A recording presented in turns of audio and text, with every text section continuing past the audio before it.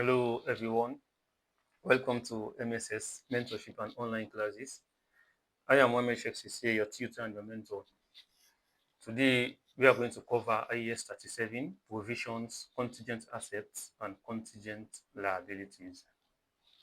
It is considered to be one of the most important accounting standards for the financial reporting examination, audit and assurance, the strategic business reporting, and the advanced audit and assurance examinations.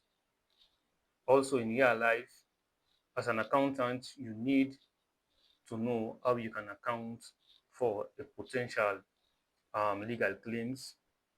For instance, if a customer decided to take a legal action due to a breach of contract, as an accountant, you need to be in that position on how you can account for that particular legal claims, whether you are going to look at the following conditions before we are going to make provisions, whether we are going to treat it as the contingent liabilities. Alternatively, if the company decided to take a legal action against the supplier due to breach of contract, as an accountant, you should be in the position to know whether we are going to recognize a contingent, asset, or whether we are going to disclose contingent assets, or whether we are not going to do nothing. So also we are going to look at how we can account for a potential restructuring. For instance, if there is a change in management, the business needs to consider how they can restructure their operations. So IAS 37 will give us a clue about how we can account for the restructuring cost. Also, in the event of the decommissioning, as we have already covered it under IAS 16, how we can account for the decommissioning cost. Then also we are going to look at how we can account for warrant provisions, and then also we are going to look at how we can account for onerous contract. So under IAS 37, we are going to cover all of these relevant, areas for the examination, as well as in the real life. You need to be aware and understand how we can account for this particular provisions, contingent assets, and contingent liability. So we are going to look at provisions, the recognition criteria, and we are going to look at the measurement of the provision. And also for the contingencies, we are going to look at it into two different aspects. We are going to look at the contingent liabilities. We are going to look at how we can account for the contingent liabilities. Also, we are going to look at the contingent assets, how we can account for the contingent assets. So basically, this is what we are going to cover throughout the session. When we talk about IAS 37, it deals with the recognition, measurement, and disclosure of the relevant accounting implication for provisions, contingent liabilities, and contingent assets. The purpose is to ensure that the financial statement presents realistic obligations and avoid hidden liabilities or the manipulation of profit. The objective of IAS 37 is to provide and create a provisions, contingent liabilities, and contingent assets, is to ensure that the appropriate recognition criteria and the measurement basis are applied to provisions, contingent liabilities, and contingent assets. Also, another key objective about IAS 37 is to ensure that the sufficient information is disclosed in the notes to the financial statement. For instance, when we are going to look at the contingent liabilities, it is a disclosure requirement. We are not going to recognize the contingent liability. Also, for a contingent asset, it is a disclosure requirement. We are not going to recognize the contingent asset, but we are going to disclose it in the note to account. So we need to know an area of the objective of IAS 37. Also, we are going to look at key definitions. We need to know what is provision, we need to know what is liability, we need to know what is contingent liability and contingent asset. So when we are talking about provision, the liability of uncertain timing or amount. If the timing or the amount is not certain, then we can make provision provided if the three conditions are met. If it is probable that the outflow of economic benefit, if there is a present obligation, then if the amount can be measured reliably. If these three conditions are met, then it means we are going to, to make provision. So when we're talking about liability, if you can remember from the conceptual framework, the definition of liability is a present obligation arising from a past event where the settlement is expected to result in an outflow of economic resources. So when we are talking about the contingent liability, it contains three portions of the liability definition. We are talking about a possible obligation, whether it's certain or if the obligation exists. We need to be aware of it. For us to distinguish between the contingent liability and the contingent asset, we need to look at the recognition criteria as well as we need to look at the definition of liability. So the second condition, we are looking at the present obligation, but payment is not probable. So if in a situation, for instance, there is a legal claim, one of our customers decided to take us to court, based on the outcome from the court, from the business lawyer, it is clearly stated that there is, less than 50% chance that we are going to lose the case. So in that situation, the probability criteria of the liability definition is not met. So therefore, we are not going to recognize a liability. Let's assume if the lawyer stated that, it is greater than 50% chance that we are going to lose this particular case, then it means we need to make provision, provided that the other conditions are met. The third condition about the contingent liability, the amount cannot be measured reliably. For instance, based on the communication with the lawyer, the lawyer cannot able to give, the expected amount that we are going to pay as a result of this breach of contract. So if the amount cannot be measured reliably, then it means we are not going to recognize a liability. We are not going to make a provision. Instead, we are going to disclose a contingent liability. So we need to well aware and we need to know the distinction between liability and the contingent liability. Note, recognition in the financial statement, we are only going to disclose, the contingent liability. We are not going to recognize contingent liability. So you need to aware and you need to understand how we can account for liability as well as contingent liability. So we are going to look at the definition of contingent asset, a possible asset that arises from past events, but whose existence will be confirmed only by uncertain future events. With the case of contingent assets, we are not going to recognize the contingent assets. Instead, we are going to disclose the contingent asset. But according to IAS 37, when we are going to look at the summary of the flow chart, for contingent assets, for instance, if we decided to take our suppliers to court due to a breach of contract, in that situation, if the lawyer confirmed that it is virtually certain, that is, it is greater than 95% that we are going to win the case, then it means we are not going to disclose that contingent asset. We are going to recognize it in the financial statement. Distinction between contingent liability and contingent assets, will be understood more when we are going to look at the prudent concept. So for now, for the contingent assets, we are not going to recognize it unless it is virtually certain. That is, it is greater than 95% that we are going to win that particular case. So now we are going to deal with them one by one we are going to look at provision. Under IAS 37, provision, contingent assets, and contingent liability, there was no accounting standard covering the general topic of provision. So this has resulted to several, accounting manipulations and other problems. So provisions were often recognized as a result of intention to make expenditure rather than an obligation. So initially, the accountant usually treats, provision as an intention rather than an obligation.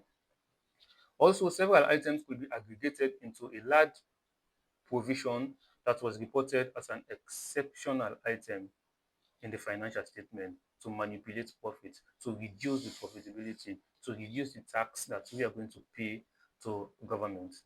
Another problem was the inadequate disclosure.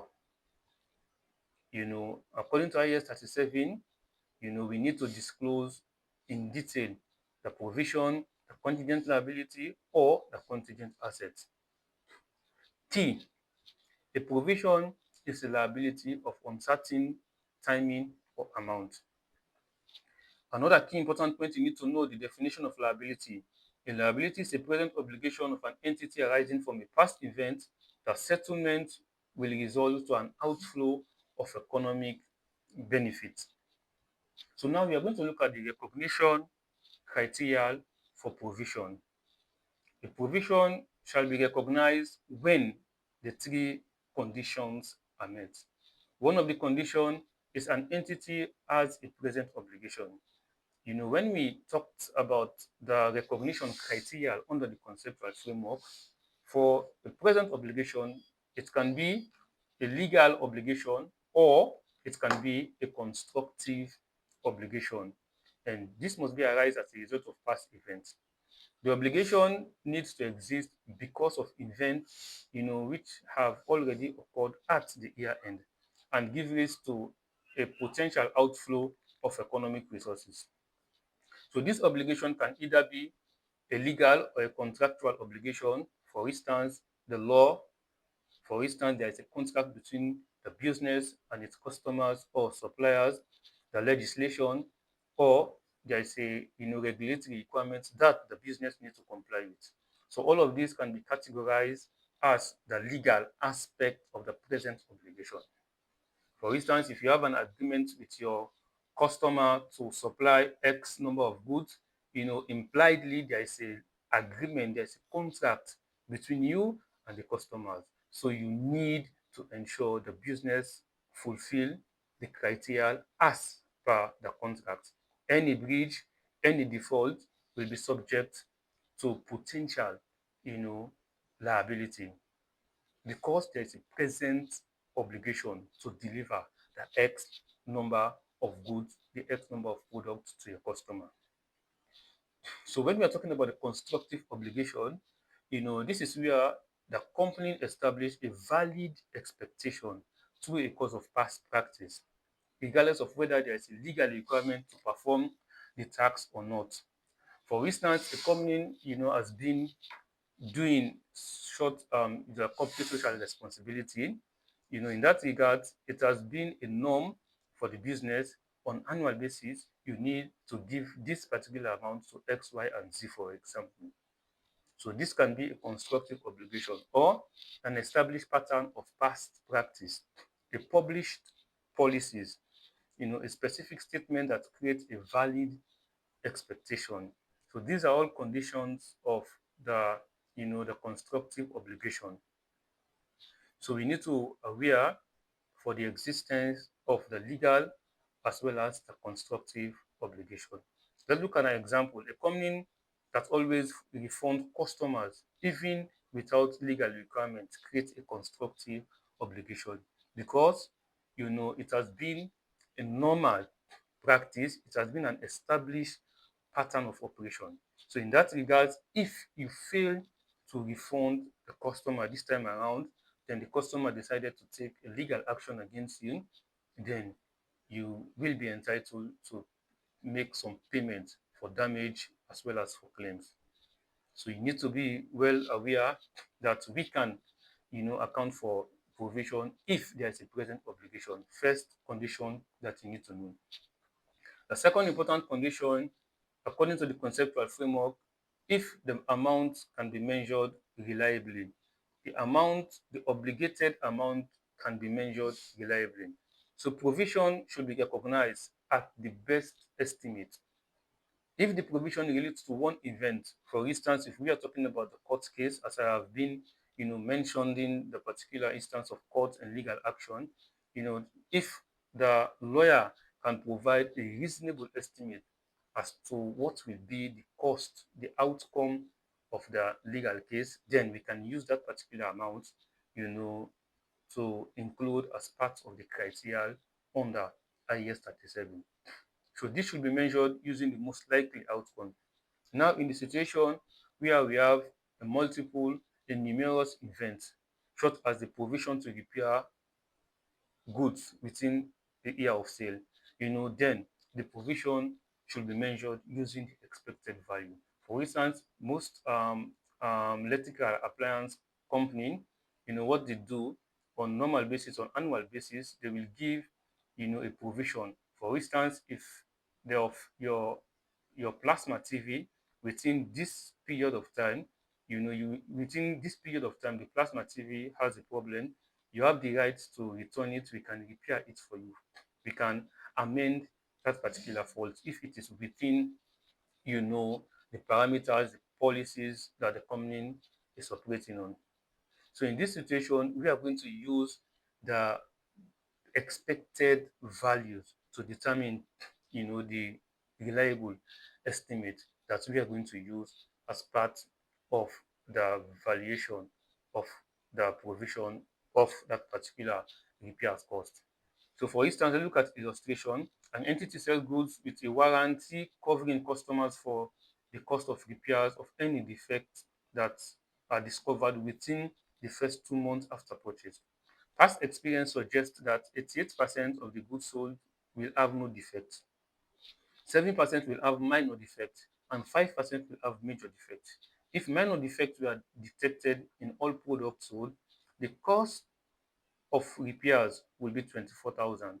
If major defects were detected in all products sold, the cost will be 200. So the illustration required us to calculate to show the amount of provision. So basically, it's very simple. We are going to use the expected value. For instance, we can say for the minor defect will be 7% multiplied by the cost, which is the $24,000. Then also for the major defect will be the 5% multiplied by the $200,000. So the answer will be the provision that we are going to make. So this is what you need to do. Let me use my calculator to calculate the values. Calculator. Okay. So 0.07 times 24,000 will give us 1680, and then 5%, 0.05 multiplied by 200,000 will give us 10,000. So we are going to make a provision plus 1680. The total provision will be, the total will equals to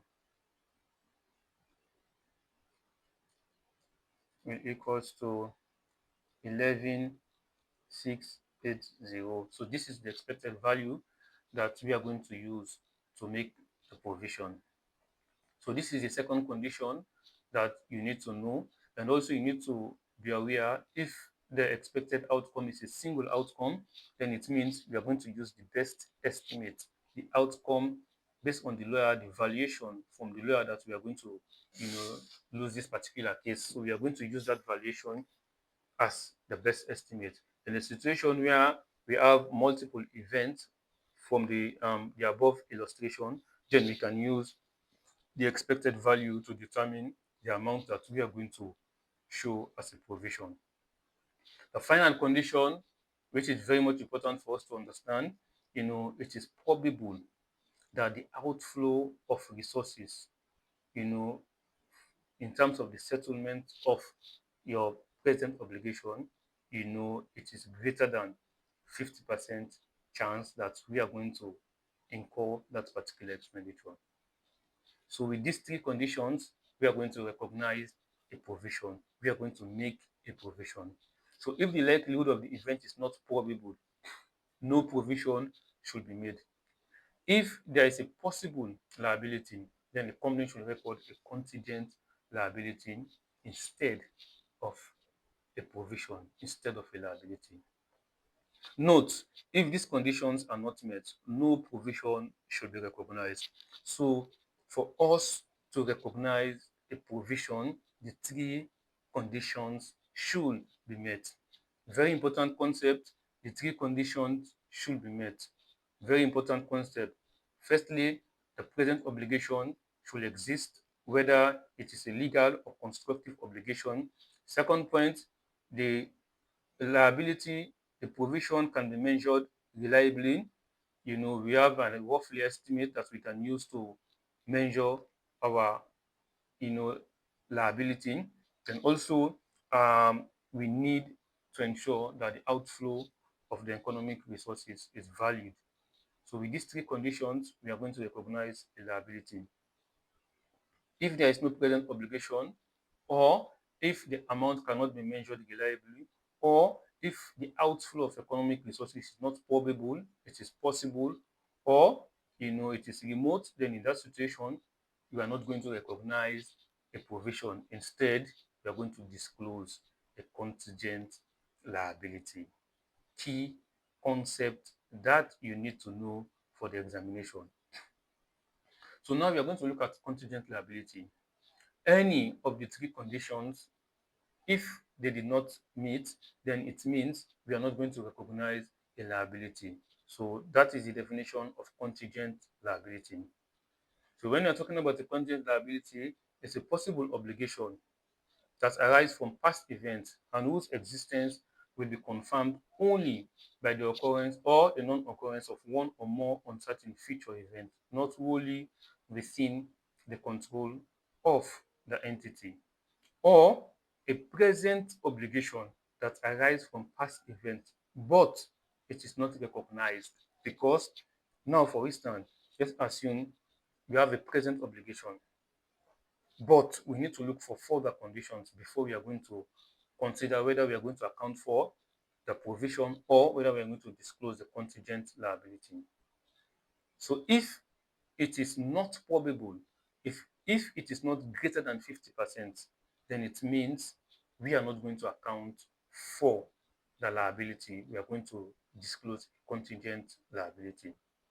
So if the outflow, if it is less than 50% that we are going to pay or we are going to lose the legal claim, then it means we are going to account for it as the contingent liability.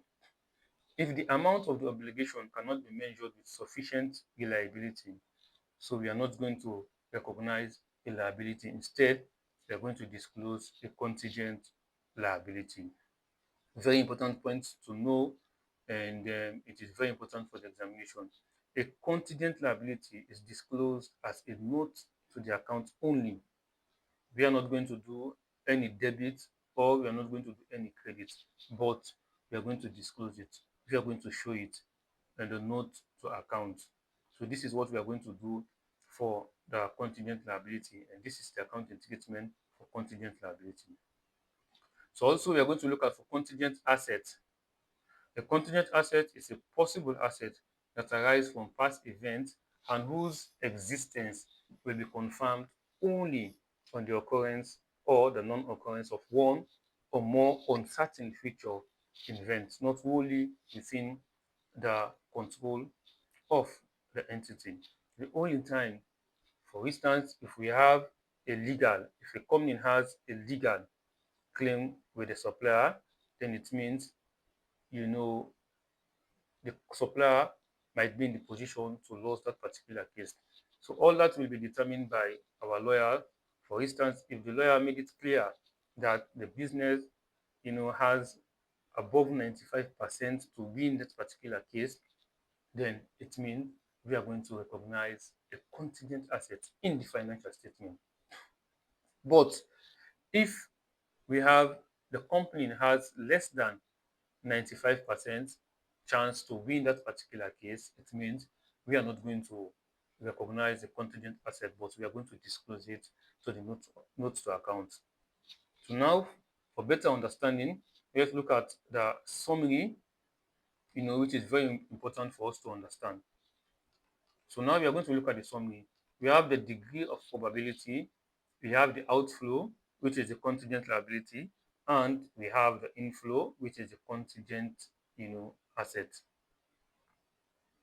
So now, if the degree of probability is virtually certain, when we are talking about virtually certain, it means if there is a greater than 95% to 100% chance that we are going to win the case, that for the contingent asset, or we are going to lose the case for a contingent liability. So it means in this situation, we are going to recognize a liability and we are going to recognize an asset. Also, we are talking about the probability. When talking about probable, it means if it is greater than 50% chance but less than 95% chance, it means for the liability, we are going to recognize a provision. For the contingent asset, we are going to disclose. We are not going to recognize the asset. Very important point to note. Also, when we're talking about the possible, if it is less than 50%, then it means for the contingent liability, we are going to disclose. While for the contingent asset, we are not going to do nothing. We are going to ignore it. Now, if it is remote, if it is less than 5% chance that we are going to win a case or we are going to lose a case, it means we are not going to do nothing. For both contingent asset and contingent liability, we are going to ignore either case. Let me bring my charger.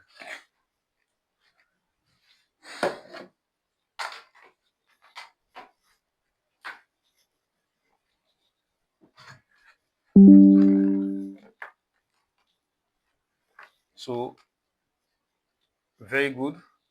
And we need to be in the position to understand this particular summary. You will use this summary to determine whether we need to recognize the liability, whether we need to recognize the asset, whether we need to, make a provision, whether we need to disclose, whether we don't need to do nothing. Also, we are going to look at the journal entry. For a provision, we are going to debit expenses and we are going to credit provision, which is a liability. And also it is possible for a subsequent increase in provision. For instance, when we covered the dismantle cost, when we have discounted the future cost to present value, we debit the asset and we credit the liability.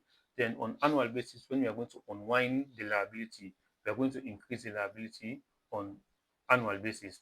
So in this situation, we are going to credit the provision as well. In this case of decreasing the provision, the liability, then you are going to debit the provision and you are going to credit expenses. So basically, this is what we need to understand for that particular section. So also, we are going to look at specific types of provision, which is very much important for us to understand. And then we are going to talk about the warranty provisions. A warranty is often given in manufacturing and retailing businesses. There is either a legal or constructive obligation to make goods or replace faulty products. So now, what you need to know as an accountant, when there is a warranty, you need to know how you can account for that particular transaction. A provision is required at the time of the sale rather than the time of the repair. First important point for you to know. A provision is required at the time of the sale rather than the time of the repair or replacement, as the making of the sale is a past event which gives rise to an obligation. So we need to consider the timing in which we are going to make the provision. Also, the provision set up at the time of sale is the number of repairs expected in the future multiplied by the expected cost of each repair, as we have done from the illustration. We are going to use the expected value to determine the amount of provision that we are going to make. Should be reviewed at the year end, should be reviewed at each year end, and also ensure that the further experience will be used to determine whether we are going to pay for this particular repairs, or whether this number of customers will return X number of products, for example. So recognize based on probability of defect and estimated repairs cost. So we are going to use the past experience, the past XT of the number of repairs based on the defected product, or the product that are not defect, or the product with major defect, or the product with minor defect, as we saw from the previous example. So we are going to use the expected value. So when we are talking about warranty, the only thing you need to know that we are going to make the provision at the time of sale rather than the time of repair. We are not going to wait from the day we are going to repair the product. You know, we are not going to use that particular time. Instead, when the sales is made, then at that point in time, we are going to make that particular provision based on the past historical experience in terms of the number of repairs, in terms of the number of defective products, in terms of the number of major and minor defects. Then also you need to know about warranty, that we are going to use the expected value to determine the provision that we are going to make. It means we are going to multiply the cost, the expected repair, by the expected probability based on the past experience. So also we are going to cover the guarantee. In some instances, particularly in groups, one entity will make a guarantee on behalf of another to pay off a loan.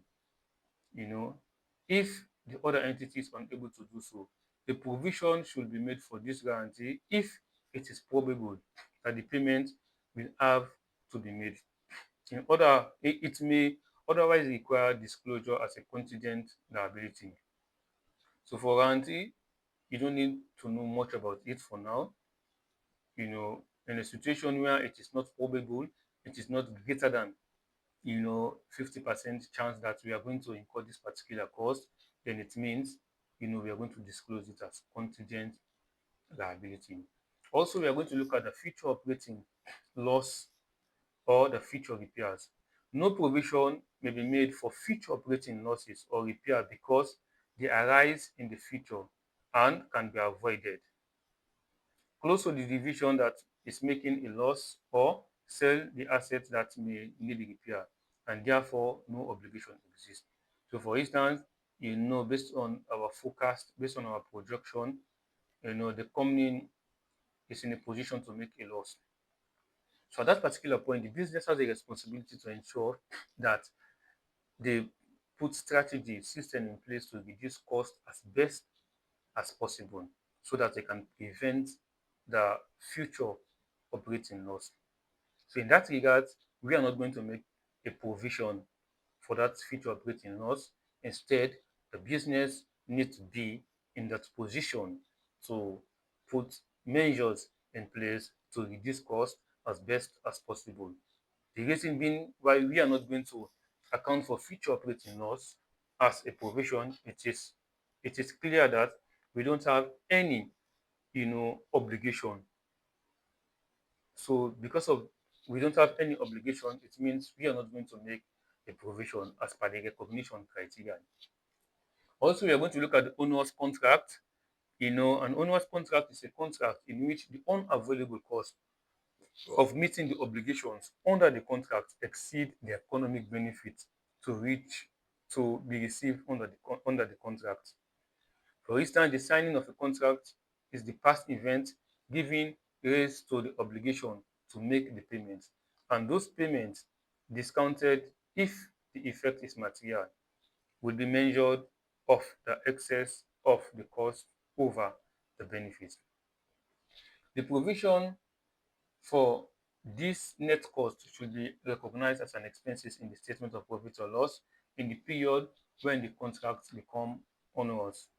In subsequent period, the provision will be increased by the unwinding of the discount recognized as interest expense and reduced by any payments made. So if we have a contract, an unavoidable contract, then the meeting of the contract, the obligation of the contract, exceed the economic benefit that we are going to receive, you know, that we are going to receive from the contract.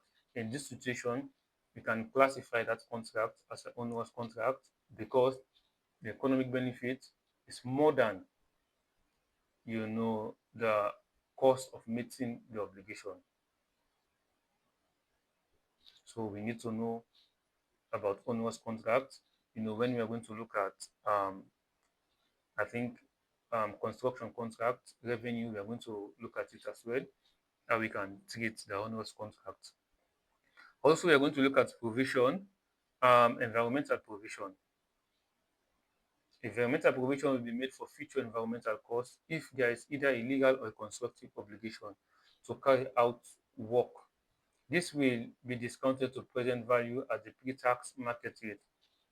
If you can remember, when I covered IAS 16, we dealt with how we can account for the decommissioning cost. Let's assume in the future we need to decommission X machine that we are using in the manufacturing or the production process. Then it means we need to discount that particular future cost to present value, and on annual basis we need to unwind that particular liability so that we can increase it to the future value. So it's the same concept for environmental provision. Also, we are going to look at restructuring, which is very much important under this particular area. A restructuring is a program that is planned and controlled by management and materially changes either. So, for instance, the scope of the business undertaken by an entity or the manner in which that business is conducted. So now, what you need to know, we can only make a provision for restructuring if there is a detailed, formal, and approved plan exists. We need to have a detailed plan, we need to have a formal plan, we need to have an approved plan. For example, we have a change in management, then we need to have a detailed plan that will juxtapose the restructuring. The plan should be formal. Management shall aware, there should be a meeting discussing the plan, and also the plan should be approved. Key management should approve the plan. The second condition is that the plan has been announced to those affected. The need to make a formal communication to all affected individuals. So if these two conditions are met, then it means we need to make provision for the restructuring cost. Any provision may only be made if the present obligation exists. In this context of restructuring, the detailed, formal, and approved plan must exist. This is this in itself is not enough to create a provision because management may change its mind. A provision should only be made if the plan has also been announced to those affected individuals. So in other words, for us to make provision for restructuring costs, we need to ensure these two conditions are met. A detailed, formal, and approved plan exists, and also the plan should have been announced, should have been communicated to those affected. So also we need to know that the cost associated with retraining or relocating staff, marketing, or investment in a new system and distribution network may not be included in the provision because they relate to the future conduct of the business.